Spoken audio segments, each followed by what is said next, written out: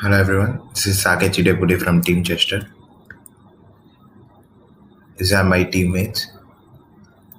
So I'm gonna give a brief explanation about the current situation of the company. So after the eighth round simulation, uh, looking at the balance scorecard, we are at the top 97 percentile, and in the overall simulation, we are at the top 90th percentile. I think which is a very good achievement. So coming to the products, we have products in all the segments of the market, and we have extra products in three of the segments: traditional, low end, and high end. We thought of introducing new products in these segments because they have a higher contribution margin when compared to the other segments, performance and size. So looking at the numbers, we have a cumulative profit of 121 million, and we are just behind Digby and Palvin.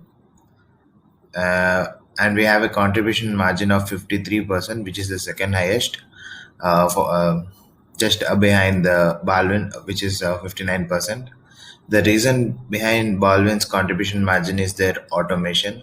They have an automation of 8.5 for the high tech segments, whereas we have only 6 for the high tech segments. So, and we have the sales of 264 million, which is the second highest, and ED have the highest sales of 292 million. The reason behind this is ED and Chester have 8 products, and Digby has 6, and Baldwin has 7, and Andrews has 7, and Ferris have 6. So, looking at the market share, we have around 18% of the market share, and ED have 20%, which is the highest. It's obvious that we have 8 products, so we'll have higher market share than the others. So from here, Hi, my name is Vignesh Kannan and I'm a part of Team Chester, and I'm here to talk about the things we would have done differently if we were allowed to start the simulations all the exercise all over again. So the first thing we would have done differently is buying capacity for the new products on time. The thing is, for the first product which we introduced in the traditional segment, we released it in the second round, and we released in the third round, but we forgot to buy capacity, which was a big mistake from our part, which led to the product being not able to sell for almost 9 months in the third round, though it was introduced in March or April. And since we didn't buy capacity, it affected our product sales and our profits.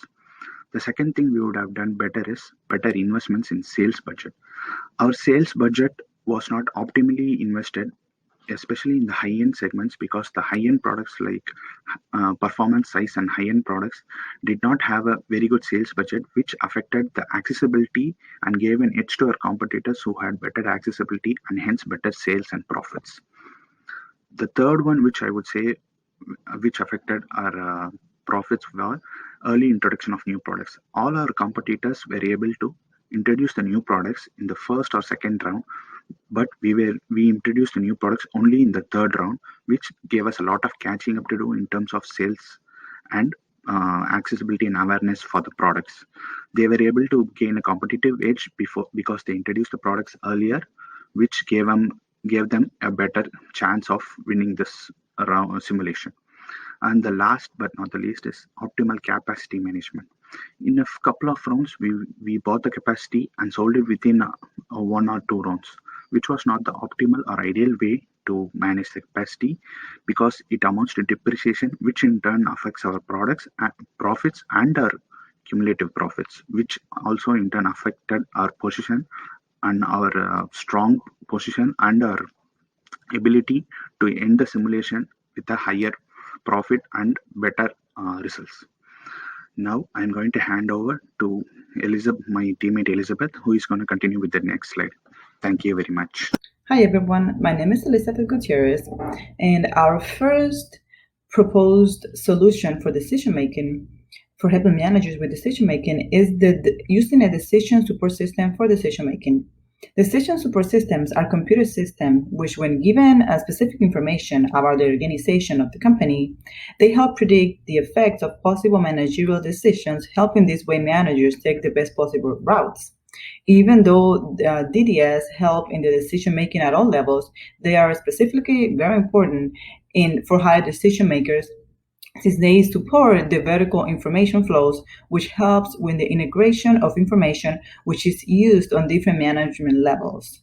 Using a DDAs will also help synthesizing the information used in strategic decision making while contributing to the automatization of strategic planning and prediction. An example of DDLs that we're recommending is the Assessment Profiling System, which is a multi-level self-reporting visualization tool, which will provide the managers with a mental visualization for linking business strategies to action plans, which will facilitate quality discussion between managers, leading to better decision making. Also, the use of tabs can help managers identify the relationship between the targeted variables, the most important ones, main drivers of these variables, and based on this, they can take the best route possible to achieve the desired outcome for the company. For example, understanding which factor and decision will drive the highest return on investments while also staying within a tolerable risk level can help anticipate impacts on profitability due to the external factors such as, for example, consumer sentiment and intense competition by other census companies. All of these have proven very highly valuable for companies when using decision support systems. Finally, using tabs will also guarantee the quick analysis of large amounts of data, the discovery of patterns within the variables that are more important, and the evaluation of the best alternatives to guide the company decision makers. The second technology solution proposed is the use of databases. In the census industry, as well as any other heavily data-driven business, it is very important the use and implementation of database management systems, because this is the foundation of the decision-making process. For example, by using a database management system such as MySQL, all of the data collected from various areas, such as the product inventory department, the sales and marketing department, the R&D department, as well as the finance and human resources areas, will be stored, organized, sorted, and then will be used as needed to provide access to the data efficiently and help the managers make quicker and more informed decisions this way. The fact that MySQL allows for different data sets from different departments of the company to be related to one another will also facilitate managing the relationships between them, and this will lead to managers having better discussions and also having a better view of the main statistics coming from the operations and the sales areas. Also, by having a thorough understanding of the best statistics of the company and assessing the company, having where we stand, managers will be able to assess, recommend, and arrive to the best possible decisions for the growth of the company. Thank you. Right now, I will pass to my teammate Rohit. So other two technologies that we would like to propose are ERP dashboards and predictive analytics. So why ERP dashboards? The use of enterprise resource planning system will provide the managers with a visual graphical representation of the company's key performance indicators in the areas of research, marketing, finance, production, etc.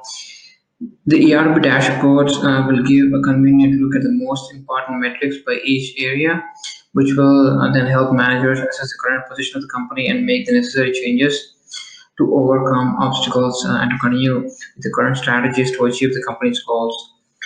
One recommendation for ERP is the Oracle PeopleSoft system. By using the system, managers will be able to make better decisions, which will reduce IT and training costs and the time and effort required for the employees to conduct common activities by reducing repetitive manual work. So this is why we would like to propose ERP dashboards. And the other thing is predictive analytics. While it shows as a great value to have all the past company data available to compute statistics to help with the decision making, it is even more valuable to be able to use stored information to predict the future trends and market necessities based on which the managers have to decide today. Because this industry is not very stable, it keeps changing, and better than us, these predictive models can predict the future better than us, given sufficient data. One recommendation is Azure ML, which will facilitate building, testing, and enhancing predictive models using data mining, machine learning algorithms, optimization modeling, and statistical methods. Given the past performance of the company, along with customers' scorecard values, the market data, and the other competitors' data, these predictive models can help forecast the future demand, which will in turn determine the production needed to satisfy the market's need while avoiding selling out excess inventory, etc. Being able to predict the product's demand with a high certainty level will also help maintain only the needed capacity, avoiding unnecessary spending that can instead be invested in automation or HR, TQM efforts, etc. At the same time, predicting how each level of automation will benefit each segment will also help managers choose how much to invest while obtaining the best possible returns. So, using this predictive analytics will help understand the possible effect of any change and investment made on each department. This detailed and informed understanding will equip managers with the best decision making capabilities. So, this is why we want to recommend predictive analytics as well. Now, Manisha will continue.